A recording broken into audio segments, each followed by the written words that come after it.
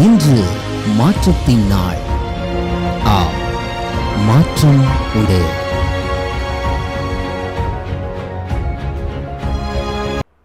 ஆண்டவராகிய இயேசுவின் நாமத்தினாலே மாற்றம் உண்டு என்கிற இந்த அனுதின தியானத்தின் மூலமாக உங்களை சந்திக்கிறதில் எனக்கு மிகுந்த சந்தோஷம்.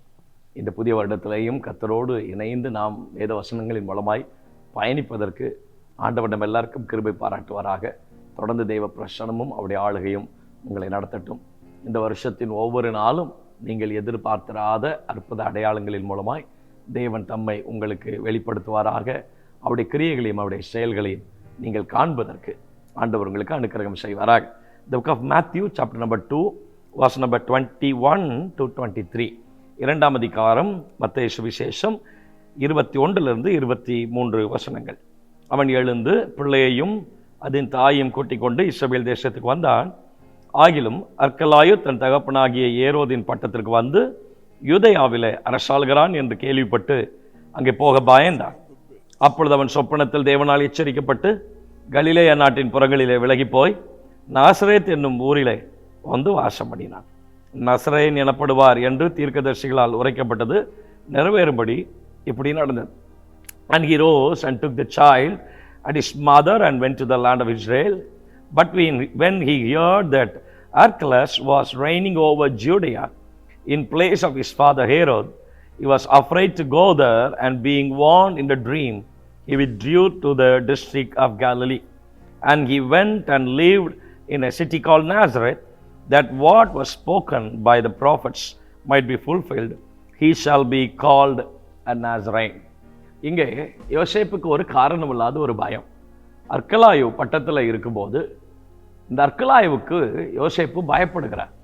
அவருக்கு ஒரு செய்தி வருகிறது, பிள்ளையின் பிராணனை வாங்க தேடினவன் அவன் மரித்து போனான், இறந்து போனான், நீ எழுந்து பிள்ளையும் தாயையும் கூட்டிக் கொண்டு இஸ்ரவேல் தேசத்துக்கு போ என்கிற செய்தி வந்தபோது அவன் எழுந்து போகிறான். ஆனால் அங்கே யூதேயாவிலே அர்க்கலாயு அரசாளுகிறான் என்கிற செய்தியை கேள்விப்பட்ட போது அங்கே போவதற்கு யோசேப்பு பயப்படுகிறான். யார் இந்த அர்க்கலாயு?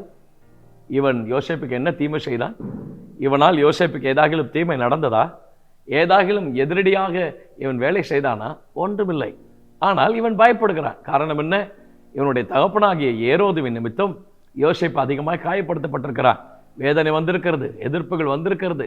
ஆமென். அவன் கொலை செய்யக்கூடிய சூழ்நிலைகளுக்கு அவன் போயிருக்கிறான். ஸோ கடந்த காலங்களில் ஏற்பட்ட அந்த பயம் நிகழ்காலத்திலேயும் அவனை அதிகமாக பயப்பட செய்தது. இப்படியெல்லாம் நடந்து விடுமோ, இப்படி சம்பவித்து விடுமோ, இவன் இருக்கிறானே, அவனுடைய குமாரன் இங்கே இருக்கிறானே, இவன் நமக்கு ஏதாகிலும் தீமை செய்து விடுவானோ, நம்முடைய பிள்ளைக்கு ஏதாகிலும் தீமை நடந்து விடுமோ, நம்முடைய வாழ்க்கை இப்படி முடிந்து விடுமோ, தீமையாய் நடந்து விடுமோ, தீமையாய் முடிந்து விடுமோ என்று காரணமில்லாத பயம் யோசேப்புக்கு ஏற்பட்ட போது தேவன் யோசேப்பை சொப்பனத்திலே எச்சரிக்கிறார். ஏன் எச்சரிக்கிறார்?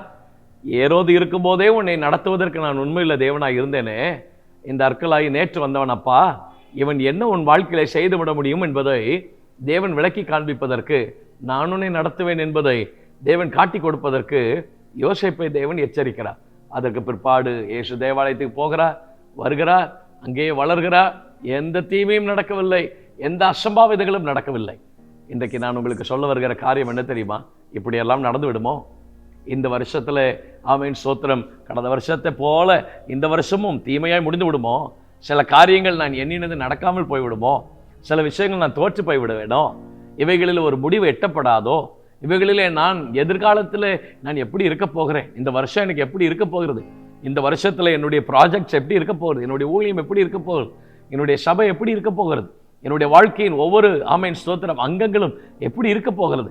நான் எப்படி பயணிக்க போகிறேன்? கர்த்தர் சொல்கிறார், நெருக்கமான கடந்த காலங்களிலேயே உங்களை நான் நடத்தினேனே, உன்னை கரம் பிடித்து நடத்தினேனே, உன்னை பேர் சொல்லி அழைத்து தெரிந்தெடுத்து எந்த சூழ்நிலையிலும் உன்னை கைவிடாதபடி உன்னை நடத்தினேனே, நடத்தின நான் இந்த வருஷத்தில் விட்டு விடுவேனா?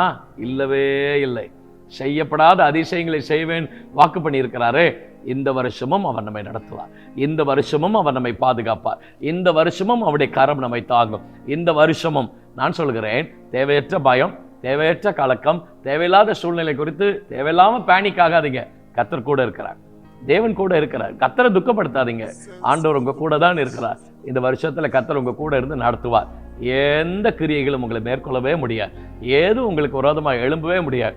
காரணம் இல்லாம பயந்து பயந்து பயந்து பயந்து நீங்களே தோல்வியை பார்த்து விடாதீர்கள். ஏன் தெரியுமா? யோபு சொல்லும்போது சொல்கிறார், நான் பயந்த காரியம் எனக்கு நேரிட்டது, நான் அஞ்சினது எனக்கு வந்தது. ஸோ ஒரு விஷயம் நடக்கவே இல்லை, அது நடந்துடுமோன்னு ஏன் பயப்படுறீங்க? நீங்கள் எப்போதுமே யோசிக்கிற காரியங்களை கர்த்தர் இந்த வருஷத்தில் உங்களை கொண்டு வந்திருப்பார் என்றால் கர்த்தர் நடத்துவார் என்று விசுவாசியுங்கள். எந்த இடத்துல கர்த்தர் உங்களை விட்டு கொடுக்கவே மாட்டார்.